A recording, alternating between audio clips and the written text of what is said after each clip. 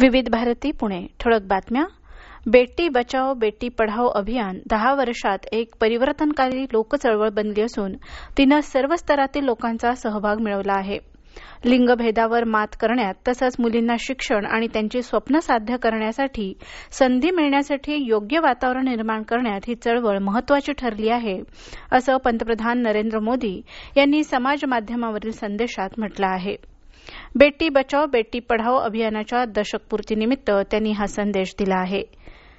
या अभियानाच्या दशकपूर्तीनिमित्त आज नवी दिल्लीत एका विशेष कार्यक्रमाचं आयोजनही करण्यात आलं आहे.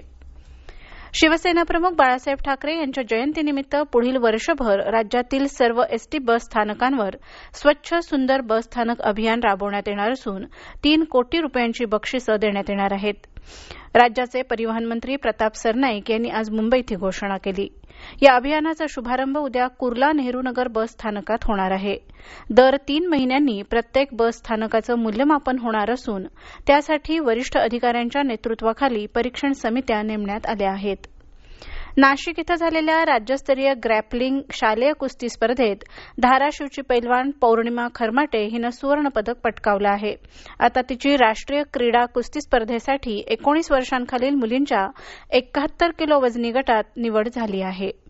पुण्यात सुरू असलेल्या सोलारिस करंडक वरिष्ठ पुरुष गटाच्या टेनिस स्पर्धेत नीरज आनंद, ज्ञानेश्वर पाडाळे, नितीन कीर्तने, मंदार वाकणकर, अजय कामत यांनी उपांत्य फेरीत प्रवेश केला आहे.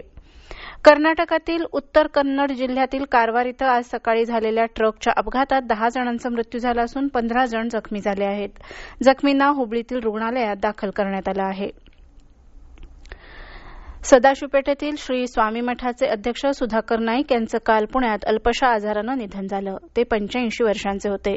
अनेक सामाजिक आणि धार्मिक संस्थांशी ते निगडीत होते.